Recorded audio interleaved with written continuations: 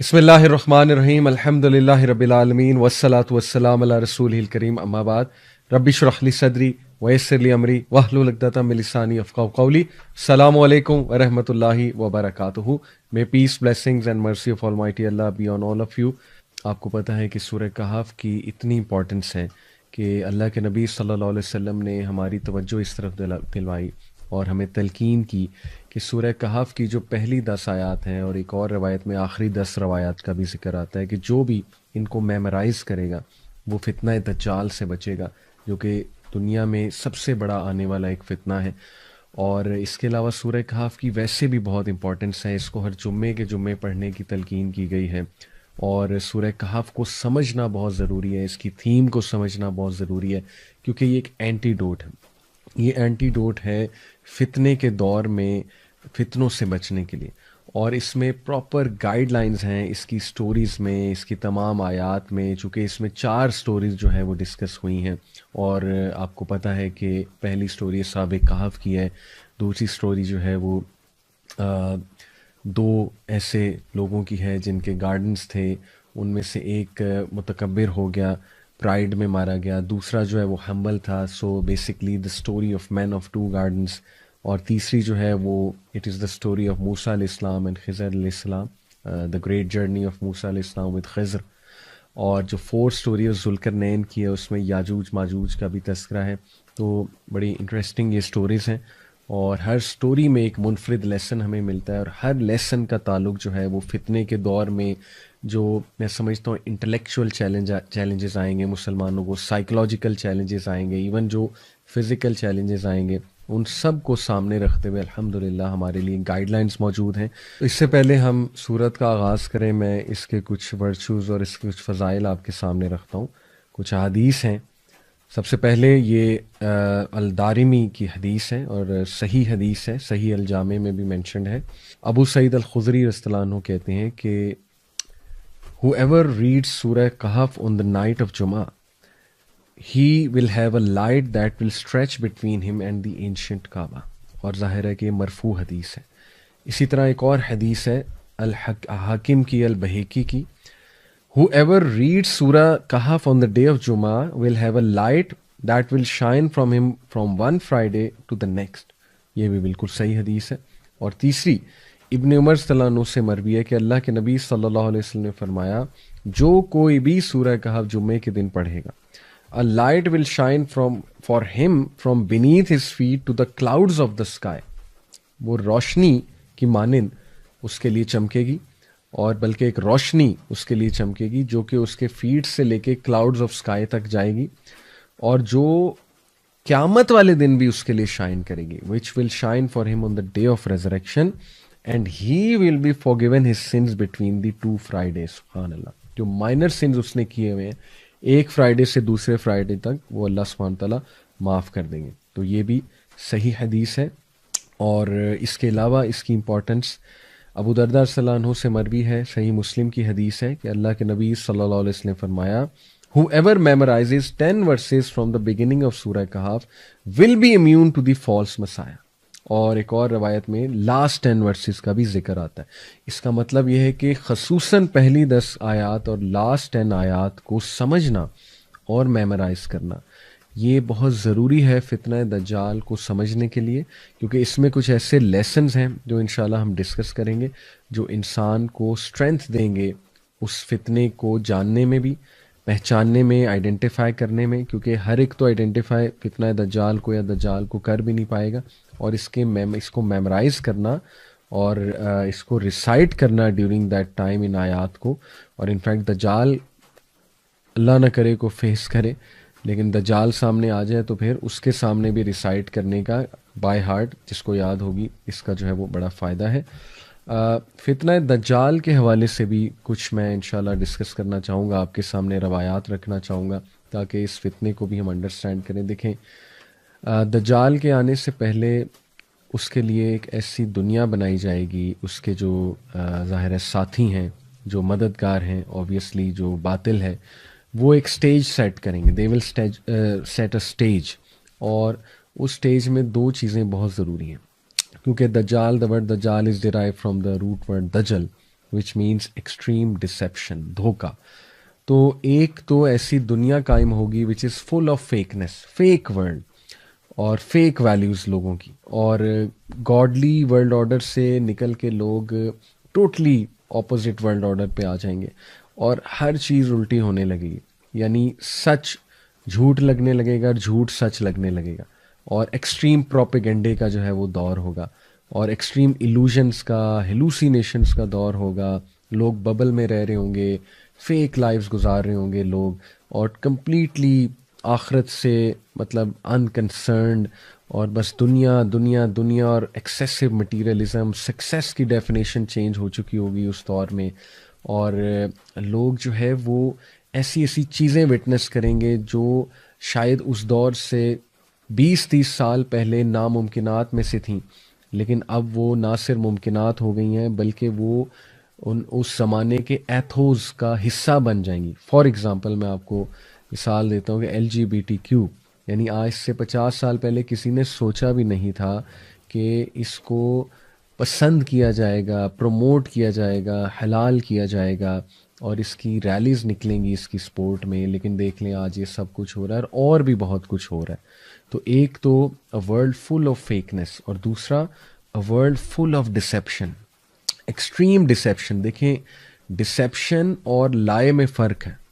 جھوٹ پکڑا جاتا ہے, ٹھیک ہے, اگر کوئی جھوٹ بول رہا ہے وہ پکڑا جائے گا. لیکن ڈسیپشن کیا ہے؟ ڈسیپشن ہے کہ کچھ سچ کو مکس کر دیا جائے, کچھ ٹھیک چیزوں کو مکس کر دیا جائے, لیکن زیادہ تر باطل ہو, زیادہ تر جھوٹ ہو. تو دس از ویری ڈینجرس.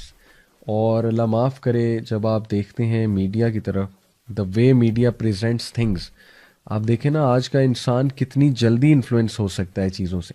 یعنی اتنا آسان ہے کسی کو انفلوئنس کرنا آج کے دور میں کہ ایک کلپ لگایا, اس کے پیچھے بڑا زبردست سا میوزک لگایا, ایک ٹیون لگائی, اس کے بعد کچھ اپنی بات کر دی, تو آپ دیکھیں فوراً سے انسان جو ہے اس بات کو مان لیتا ہے اور اس سے انفلوئنس ہو جاتا ہے. تو ثابت یہ ہوا کہ اتنا ہیویلی ڈپینڈنٹ اور ریلائنٹ ہو جائے گا اس دور کا انسان ان چیزوں پہ, مٹیریلسٹک چیزوں پہ, کہ جب دجال آئے گا تو اس کے ہاتھ میں تو جنت دوزخ ہوگی. اللہ کے نبی صلی اللہ علیہ وسلم نے فرمایا ویدر کو کنٹرول کرنے کا اس کے پاس کوئی ٹیکنالوجی یا جو بھی ذریعہ ہوگا, اسی طرح اس کے پاس دلائل ایسے ہوں گے کہ اللہ کے نبی صلی اللہ علیہ وسلم نے فرمایا ایک بہت بڑا پکا مومن اس کے سامنے آئے گا, اور وہ اس کے سامنے دلائل رکھے گا دجال اپنے, تو that person will be convinced.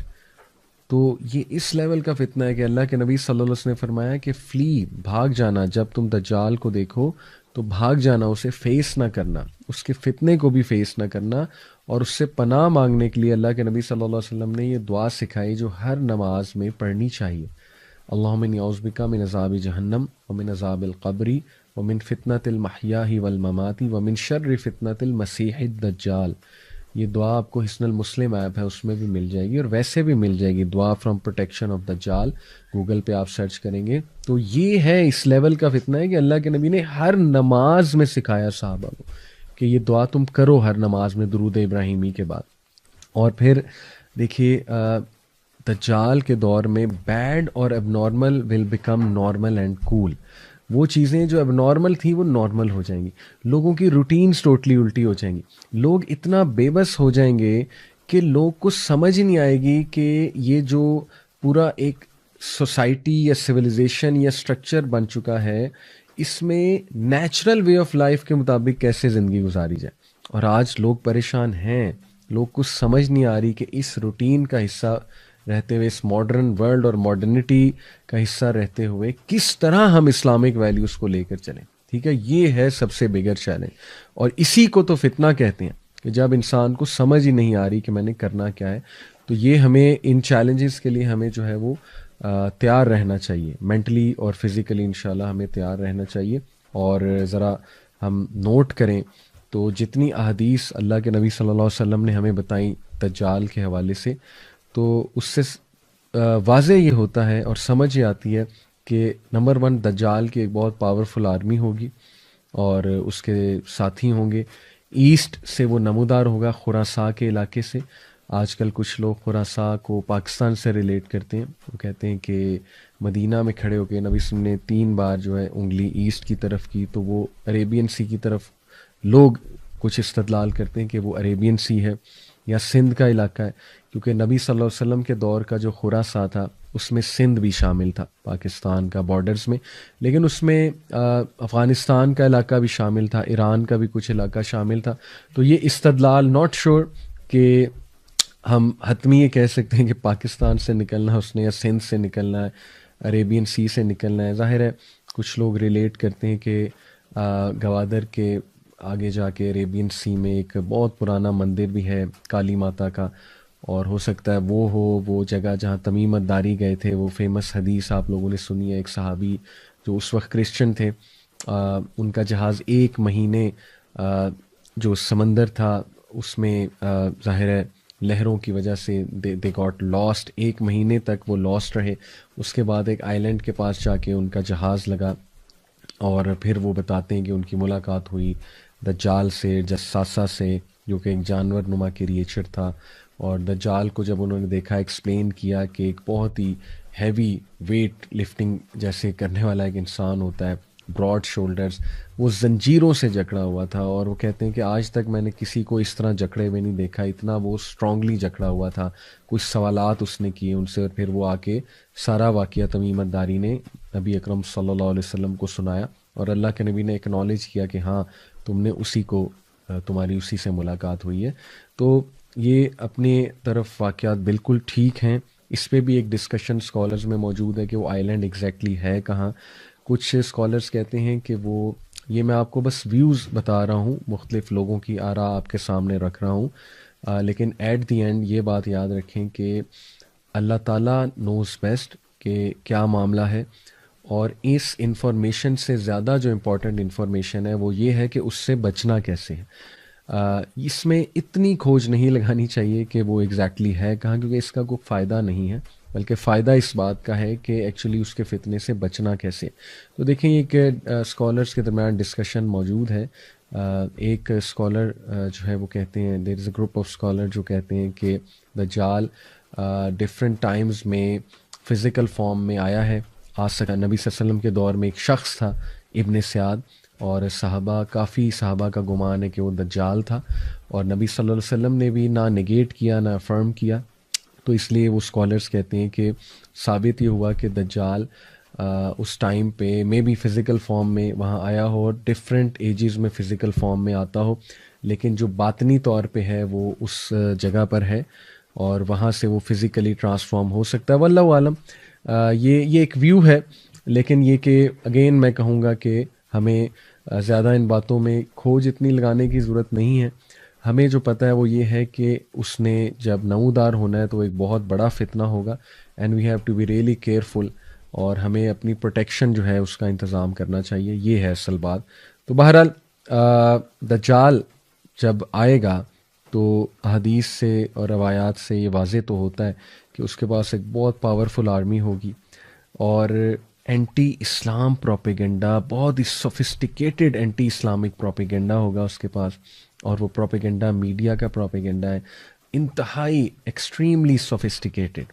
تو آج کے دور میں آپ دیکھیں کہ کتنے سوفسٹیکیٹڈ سسٹم ہے، algorithms, data analysis, data usage, اس کے بعد ہیکنگ، اس کے بعد جو ہے وہ ظاہر ہے آئی ٹی کی ایک دنیا، ٹینشن انجینئرز. پھر آپ دیکھیں کہ جیسے کمپنیز جو ہیں وہ کس سوفسٹیکیٹڈ انداز میں کمپیٹ کر رہی ہیں آپس میں، اور کس طرح سے لوگ انفلوئنس بھی ہوتے ہیں ان ساری چیزوں سے. پھر اے آئی کا دور آ رہا ہے، آرٹیفیشل انٹیلیجنس، جو کہ ایک نیکسٹ لیول میں سمجھتا ہوں فتنے کا دور آنے والا ہے.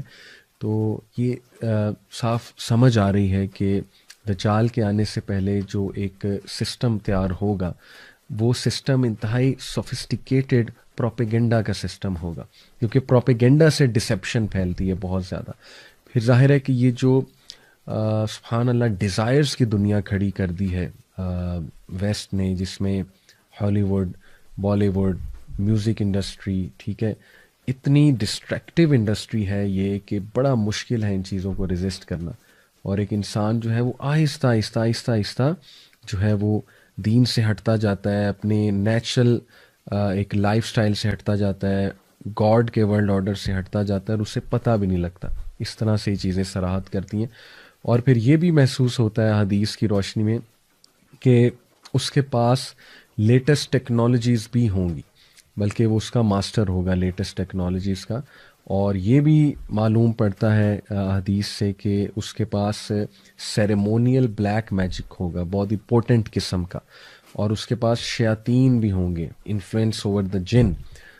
دیکھیں نا، یہ بھی حقیقت ہے کہ جنات کا بھی ایک رول ہے. جنات میں جو برے جن ہیں، شیاطین ٹو بی اسپیسیفک، تو یہ محسوس ہوتا ہے حدیث کا مطالعہ کر کے کہ شیاطین اور بلیک میجک بھی ظاہر ہے اس کے پاس ہوں گے.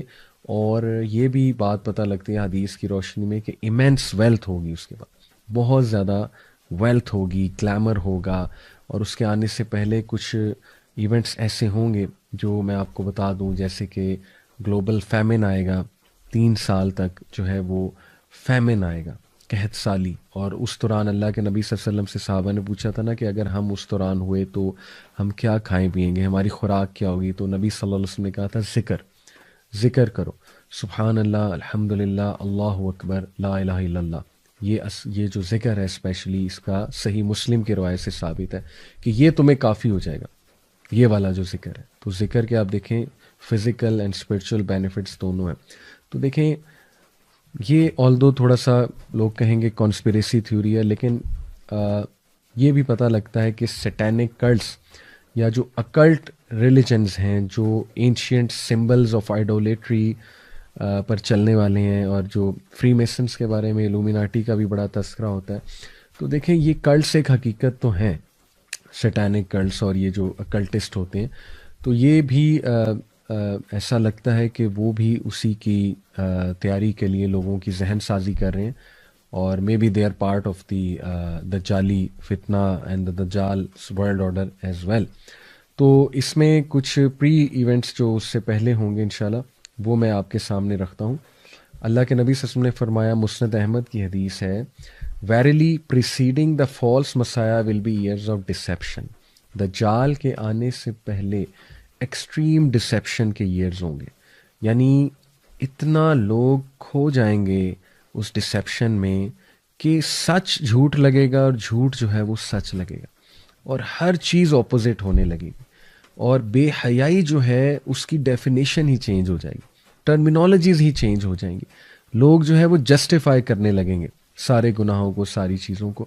تو یہ ایکسٹریم ایئرز آف ڈسیپشن ہے فالس مسایا سے کے آنے سے پہلے.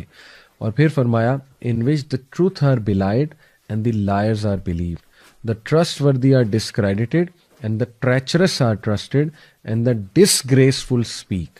یعنی آپ سبحان اللہ دیکھیں کہ ہمارے نبی نے کلیئرلی بتا دیا کہ یہ معاملات چل رہے ہوں گے. اور باقاعدہ ڈسیٹفل اور ڈسگریسفل لوگوں کو ٹرسٹ کیا جائے گا، اور بلکہ وہ لوگوں سے مخاطب ہوں گے اور لوگ ان کو گلوبل ورلڈ لیڈر سمجھیں گے، ان ڈسیپٹیو لوگوں کو. تو سبحان اللہ، اس میں زیادہ ڈیٹیل میں مجھے جاننے کی ضرورت نہیں ہے، آپ لوگ سمجھ جائیں گے بہت اچھے سے، جس کی کچھ نظر ہے ظاہر ہے کرنٹ افیئرس پہ کہ what actually is going to happen. سبحان اللہ. تو باقی یہ کہ انشاءاللہ مزید میں آپ کے سامنے جو ہے وہ احادیث رکھتا ہوں کہ اللہ کے نبی صلی اللہ علیہ وسلم نے، صحیح مسلم کی روایت ہے، یہ فرمایا کہ the people will flee from the false messiah into the mountains. اور یہ کون لوگ ہیں جو بچنا چاہتے ہیں؟ کہ لوگ دجال سے بچنے کے لیے، فالس مسیحا سے بچنے کے لیے پہاڑوں کا رخ کریں گے. اور یہ صحابیہ جو رپورٹ کر رہی ہیں اس حدیث کو، ام شارق، یہ کہتی ہیں کہ یا رسول اللہ، where will be the Arabs on that day? یا رسول اللہ، عربز کہاں ہوں گے اس دن؟ اللہ کے نبی صلی اللہ علیہ وسلم نے فرمایا، ہم قلیل، دے ول بی فیو، وہ بہت کم ہوں گے. اور یہ صحیح مسلم کی روایت ہے، حدیث نمبر 2945. تو یہ بھی اس کے آنے سے پہلے ایک سائن. اور مڈل ایسٹ میں جو اس وقت حالات ہیں آپ کے سامنے ہیں، اور آپ کو چاہیے کہ مزید کرنٹ افیئرس پہ ایک نظر رکھیں، اور ہمیں چاہیے کہ تیاری. جسٹ ٹو کنکلوڈ، جو فتنہ دجال ہوگا اور جو اس کی ایج ہوگی، اس کے کچھ ایٹریبیوٹس دوبارہ آپ کے سامنے رکھتا ہوں کہ اس میں ایکسٹریم اگنورینس، مس انفارمیشن ہوگی، ایکسٹریم کنفیوژن کا دور ہوگا، ان ہیلدی فوڈ ہوگا، فیک لوگ ہوں گے، فیک آئیڈینٹی ہوگی، فیکنس ہوگی، ایک آرٹیفیشل دنیا ہوگی، اور ایکسٹریملی مٹیریلسٹک ہو جائیں گے لوگ, مٹیریلزم سے امپریس ہونے والے ہو جائیں گے, اور پھر دجال کو ریزسٹ کرنا ان کے لیے بہت مشکل ہو جائے گا. اور کچھ لحاف جو دجال لوگوں کے مائنڈز پر ظاہر ہے وہ لحاف آئیں گے تاکہ وہ ٹروتھ کو ریکگنائز نہ کر سکیں, اس میں ایک لیئر آف مس انفارمیشن ہے, layer of so called scientific آ ہے, لیئر آف ایکسٹریم ایلوژن ہے, اور لیئر آف گلیمر ہے. تو یہ آج کا دور ہے, اس میں کوئی دوسری رائے نہیں ہے. میں دعا کرتا ہوں اللہ تعالیٰ ہمیں فتنہ دجال سے محفوظ رکھے.